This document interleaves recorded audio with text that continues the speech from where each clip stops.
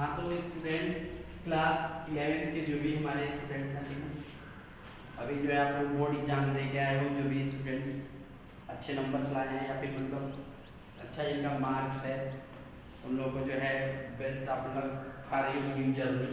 आप जो है क्लास 11th में आ गए हो, ठीक है।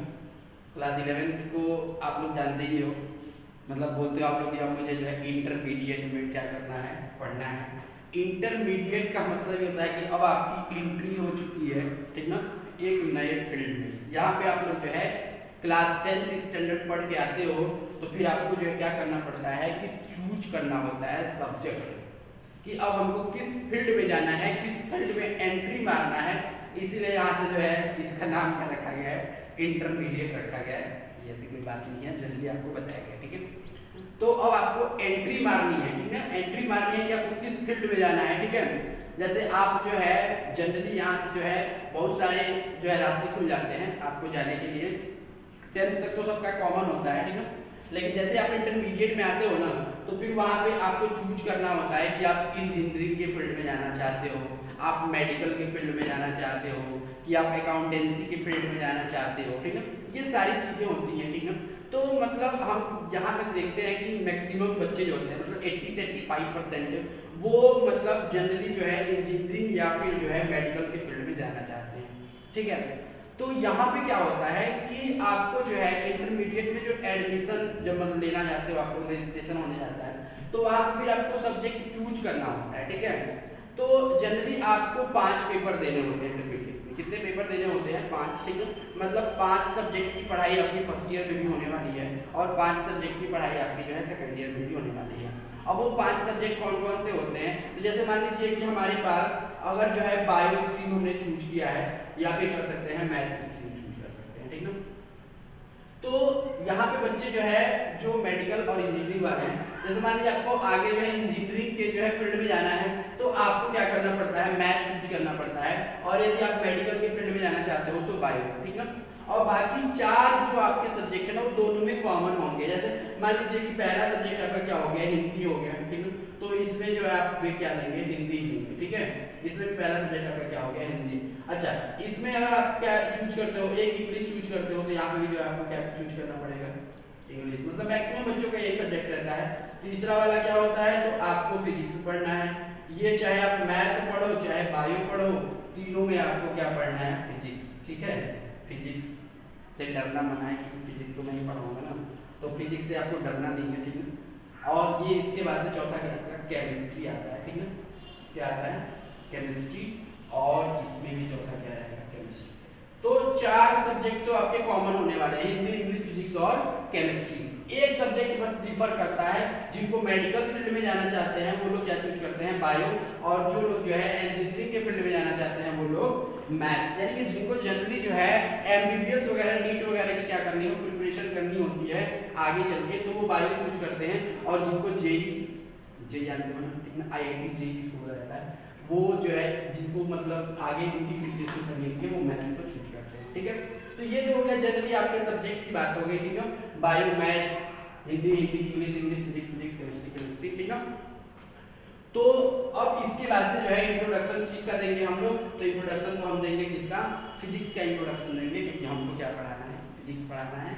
और हमारा जो चैनल भी है, ठीक है, फिजिक्स एंड केमिस्ट्री भी पढ़ाते हैं, ठीक है। आप लोगों को केमिस्ट्री का भी लेक्चर मिलेगा, ठीक है। अभी तो केवल जनरली कोरोना के चलते जो है आपका केवल 10th और 12th स्टैंडर्ड का ही वीडियो जो है अपलोड हो रहा है, लेकिन 11th का भी जो है वीडियो जो है जस्ट जो है अपलोड होने ही वाला है, ठीक है। इसीलिए मैंने आज सोचा है कि आपके लिए इंट्रोडक्शन लेक्चर पहले बना दें, ठीक है, कि बच्चों के दिमाग में जो भी कंफ्यूजन है ना वो क्लियर हो जाएगा, ठीक है। क्योंकि हम देखते हैं ना जो हमारा सब्जेक्ट है, हमारा मतलब जो भी हम पढ़ाने जाएंगे पढ़ाएंगे आपको, तो फिजिक्स जो है ये क्लास 9 से ही ना बच्चों के दिमाग में मतलब एक ऐसा लगता है जैसे फीरेबल, मतलब इनको डर लगने लगता है इस सब्जेक्ट से। पता नहीं क्यों डर लगता है, क्योंकि 80 से 85% बच्चे इसे डरते हैं, हम देखते हैं। आगे चल के धीरे धीरे जो है फिजिक्स उनका जो है थोड़ा थोड़ा डिस्टर्ब हो जाता है। तो मैं चाहता हूँ कि आप जो है अभी भी जो है बने रहिएगा हमारे साथ अपना channel physics and chemistry bye Bhushan sir के साथ, ठीक है। देखिए फिजिक्स जनरली क्या है, जैसे आप लोग क्लास 10th स्टैंडर्ड तक मतलब जो पढ़ते थे ना साइंस, उसमें सारी चीज़ें एक ही में आती थी। आपका एग्जाम जब होता था ना तो साइंस में आपका फिजिक्स के भी क्वेश्चन पूछे जाते थे, केमिस्ट्री के भी पूछे जाते थे और बायोलॉजी के भी पूछे जाते थे, ठीक ना। अब क्या है, आपको जो है तीनों सब्जेक्ट के अलग अलग पेपर्स होने वाले हैं। फिजिक्स का अलग पेपर होगा, केमिस्ट्री का अलग पेपर होगा और बायोलॉजी का अलग पेपर होगा, ठीक है। तो फिजिक्स जो है वो एक वर्ड है जर्मन या फिर कह सकते ग्रीक, कह सकते ग्रीक लेटर, ठीक है। तो वहां से फिजिक्स फ्यूज से बना हुआ है। फ्यूज का मतलब होता है नेचुरल इवेंट। क्या होता है? Natural event. जो भी हमारी जो है ना प्राकृतिक घटनाएं होती हैं हमारे चारों ओर, जैसे ये मार्कर है, ये मार्कर जो हम हाथ में लिए, ये नीचे गिर रहा है तो क्यों गिर रहा है, ठीक है। इसके रीजनिंग के बारे में बात करते हैं, ठीक है। इसके जो है इसका जो मतलब जो भी इसका काज है कि क्यों गिर रहा है, कारण इसका क्या है, इसके बारे में बात करते हैं। किस स्पीड से गिर रहा है इसके बारे में बात करते हैं। हवा बह रही है, किस स्पीड से बह रही है इसके बारे में बात कर रही है। और हमको बात करनी है किस डायरेक्शन से किस डायरेक्शन में बह रही है। ये सारी चीजें जो भी नेचुरल साइकिल चल रहा है किस स्पीड से चल रहा है, कैसे चल रहा है, बाइक चल रहा है, बाइक की स्पीड कितनी है, कितना डिस्टेंस ट्रेवल कर रहा है, ये सारी चीजें हमको पढ़नी होती हैं इसमें, ठीक ना। तो फिजिक्स बहुत ही इंटरेस्टेड जो है आपका जो है सब्जेक्ट है। अगर फिजिक्स में आपने इंटरेस्ट लेना स्टार्ट कर दिया ना तो फिर आपको जो आगे चल के प्रॉब्लम नहीं होगी। आपको बस चीजों को क्या करना है, विजुलाइज करना है, ठीक ना, इमेजिन करना है सारी चीजें। अगर आपकी इमेजिनरी पावर जो है, ठीक ना, वो अच्छी है ना, इमेजिन पावर, तो आप बहुत अच्छा कर सकते हो फिजिक्स में, ठीक ना। फिजिक्स आपको सिंपल लगने लगेगा और यदि आपने रटना स्टार्ट किया तो फिर आपको फिजिक्स में बहुत ज्यादा प्रॉब्लम होने वाली है। तो आपको बस एक काम करना है, एक चीज से बचना है, वो चीज है जो है रटंत। बहुत लोग कहते हैं रटंत विद्या घटंत बुद्धि होता है, मतलब इस तरह का कोई डायलॉग होता है, कोई मतलब नहीं, ठीक है। तो बहुत सारी लोग मतलब क्या करते हैं इसमें रटने लगते हैं। रटने वाली कोई चीज है, बस आप लोग चीजों को समझते जाइए एक सीधे से, आपको फिजिक्स जो है बहुत ईजी करने लगेगा, ठीक ना। इसीलिए मैं ये वीडियो बना रहा हूँ ताकि बच्चे जो है फिजिक्स से घबराएं नहीं, ठीक है, घबराने की आवश्यकता भी नहीं आपको। तो फिजिक्स में आपको 11th में जो है 2 पार्ट होते हैं, ठीक ना। इसमें से तो अभी मतलब फिलहाल ये कोरोना का जो प्रॉब्लम चल रहा है इसके चलते जो है सीबीएसई ने जो है क्या किया है कि कुछ जो है चैप्टर से कुछ टॉपिक को और कुछ चैप्टर को ही जो है क्या कर दिया, पूरा का पूरा जो है डिलीट कर दिया। डिलीट का मतलब केवल आपके सिलेबस से हटा दिया है, आपके बुक में वो रहेगा, ठीक है। जैसे आपको सबसे पहले जो है फिजिक्स में पहला आपको पढ़ना होता है फिजिकल वर्ल्ड, एक चैप्टर है, क्या है जी, फिजिकल वर्ल्ड, ठीक ना। तो ये फिजिकल वर्ल्ड हो गया। दूसरा आपको क्या पढ़ना होता है, यूनिट्स एंड मेजरमेंट्स। क्या पढ़ना होता है, यूनिट्स एंड मेजरमेंट्स। मैं एक एक का जो है फिर से जो है एक एक मैं जो है एक्सप्लेन करूंगा। यूनिट्स एंड मेजरमेंट, ठीक है, मेजरमेंट, ठीक है। इसके बाद से आपको पढ़ना है motion in straight line, motion in straight line, motion in straight line, ठीक है, मोशन इन स्ट्रेट लाइन। अच्छा, इसके बाद से आपको पढ़ना है motion in a plane, motion in a plane, ठीक है, मोशन इन ए क्या पढ़ना है, प्लेन। और फिर आपको पढ़ना है लॉ ऑफ मोशन। क्या पढ़ना है, लॉ ऑफ मोशन, ठीक है। अच्छा, इसके बाद से आपको पढ़ना होता है, ठीक है, रोटेशनल मोशन, ठीक है। क्या पढ़ना होता है, रोटेशनल मोशन, रोटेशन भी बोला जाता है इसको, ठीक ना। और motion of a rigid body बोला जाता है, एंटी सिस्टम भी बोला जाता है, कुछ भी बोल दीजिए, चैप्टर का नाम ही है। और लास्ट में जो है सबको पढ़ना है आपको क्या, ग्रेविटेशन। क्या पढ़ना है, ग्रेविटेशन, ठीक है। इसमें बहुत सारे ऐसे चैप्टर्स हैं जिनसे आप परिचित हो क्लास 9th में पढ़ के। जैसे बताइए क्या, मोशन इन स्ट्रेट लाइन, पहला चैप्टर आप मोशन पढ़ते हो, ठीक है। मोशन इन अ प्लेन जो है आपको पढ़ना है, लॉ ऑफ मोशन आप पढ़ चुके हो, ठीक है। तो बहुत सारी चीजें होती हैं जो रिपीट होती हैं क्लास 11th में, और ये सारी चीजें जो होती हैं वो क्लास 9th की होती है, ठीक है। तो आपको बहुत अच्छे से समझ में आने वाला है।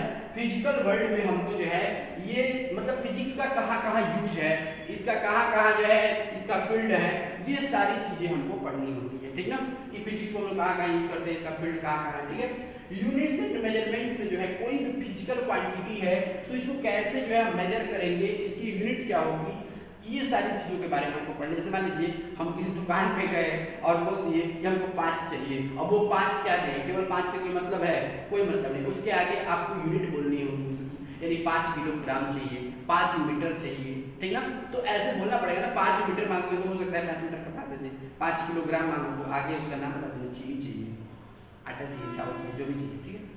तो ये जनरली लेकर अपने घर में खा लेते, ठीक है। तो ये यूनिट एंड मेजरमेंट पढ़ना जो है बहुत ही क्या है इंपॉर्टेंट है, और इसमें इसके जो है बहुत सारे एप्लीकेशंस हैं उनको भी हमें पढ़ना होता है, ठीक है। अच्छा, इसके बाद मोशन इन स्ट्रेट लाइन, कोई मतलब कोई भी एक गाड़ी है जो एक स्ट्रेट रोड पे जो है मूव कर रहा है, उसके बारे में हमको पढ़ना होता है कितने टाइम में वो कितने डिस्टेंस को ट्रेवल करेगा, ठीक है, और जो है कितने डिस्टेंस को ट्रेवल करने में कितना टाइम लगाएगा, ठीक है। अगर वो इस पाथ से जाता है तो कितना टाइम लगेगा, अगर वो उस पाथ से जाता है तो ये सारी चीजें जो है पढ़नी होती हैं, ठीक है। और इसके बाद जो हमको मोशन इन प्लेन में पढ़ना होता है। जैसे मान लीजिए किसी फुटबॉल को हमने फेंक दिया, ठीक है, फुटबॉल को फेंक आगे भी जा रहा है ऊपर भी जा रहा है, एक प्लेन को मूव कर रहा है, ऐसे मूव कर रहा है, तो ये सारी चीजों के बारे में हमको पढ़ना होता है आगे वाले में, ठीक है। अच्छा, इसके बाद से लॉ ऑफ मोशन, मोशन में कुछ लॉ है, ठीक है, तो वहां पे वो पढ़ना होता है, आप लोग जनरली पढ़े भी हो, 3-4 बार दिया गया है, ठीक है। और उसके बाद रोटेशनल मोशन, रोटेशनल मोशन का मतलब होता है जैसे किसी बॉडी के चारों ओर कोई मतलब मान लीजिए कोई पॉइंट है, या फिर कह सकते हैं कोई एक्सिस है, एक्सिस के चारों ओर कोई बॉडी मूव करे, जैसे पंखा है ना, फैन मूव करता है, तो कुम्हार का चाक देखो, कुम्हार जहाँ बर्तन बनाया जाता है मिट्टी वाले, तो फिर वहाँ पे जो है रोटेशनल मोशन जो है बहुत सारा यूज होता है, ठीक है। या फिर कोई भी मशीन जो है चल रही है, ठीक है, तो उसमें जो है एक एक्सिस के अलावा चारों ओर घूमती रहती है, तो वहाँ जो है रोटेशनल मोशन। और ग्रेविटेशन के बारे में कौन नहीं जानता है, ग्रेविटेशन के बारे में क्लास 9 में पढ़े हो, ठीक है, ये भी क्लास 9 में चैप्टर था आपका ग्रेविटेशन, ठीक है, तो उसमें भी आप लोग बहुत अच्छे से पढ़े थे, ठीक है। इसमें जो है ग्रेविटेशन पढ़ेंगे, ग्रेविटेशनल फोर्स पढ़ेंगे, ग्रेविटी पढ़ेंगे, बहुत सारी चीज़ें पढ़ने वाले हैं, तो फिजिक्स में आपको बहुत मज़ा आने वाला है, क्योंकि हमें नेचर के बारे में क्या करना है, स्टडी करना है, ठीक है। तो इन सारे ये आपका जो है केवल जो है पार्ट 1 का है, फिजिक्स का पार्ट 1 का जो बताया गया है, जो भी इंट्रोडक्शन, ये पार्ट 1 का है केवल, ठीक है ना। तो यहाँ से जो है फिर आगे आपको नेक्स्ट जो है मतलब पार्ट में जो है हम लोग क्या क्या पढ़ेंगे, इसके बारे में हम इंट्रोडक्शन देंगे, ठीक है।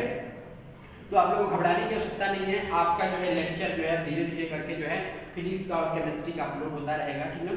और आपको बस जो है अभी से जो है मन लगा के जो है आपको पढ़ाई करना है, ताकि आने वाले आपके 12th वाले मतलब जब भी आपका सेशन आएगा 12th वाला, तो उसमें आपको ज़्यादा प्रॉब्लम ना हो। और कुछ बच्चे क्या सोचते हैं कि नहीं मैं 11th में नहीं पढ़ूंगा, मैं डायरेक्ट 12th का पढ़ूंगा, तो ऐसा बेटा फिर ऐसा पढ़ तो सकते हो, बट आपको बहुत सारी प्रॉब्लम्स को फेस करना पड़ेगा। तो हम नहीं चाहते हैं कि आपको प्रॉब्लम को फेस करना पड़े और आप इजीली जो है चीज़ों को सीखें, क्योंकि चीज़ों को जब रटना स्टार्ट करोगे तो फिर आप भूल जाओगे, लेकिन अगर आपने चीज़ों को मतलब सीखना स्टार्ट कर दिया तो आप फिर नहीं भूलोगे। जैसे हमने जब साइकिल चलाते रहो, तो साइकिल अगर आप आज चला रहे हो 10 साल बाद चलाओगे तो फिर बहुत आसानी से चला लोगे, और कोई भी चीज़ें अगर तुमने रटा है ना तो फिर वो तुम भूल जाओगे, ठीक ना, क्योंकि उससे तुम्हारा अगर जैसे ही अटैचमेंट मतलब अगर छूटा उससे, तो फिर तुम चीज़ों को भूलना स्टार्ट कर दोगे, और जो चीज़ें आपने सीखी है वो चीज़ आप नहीं भूल सकते हो। तो चीज़ों को सीखने से मतलब रखिए, ठीक है, ज़्यादा आपको रटने की आवश्यकता नहीं है, ठीक है। चलिए, thank you so much for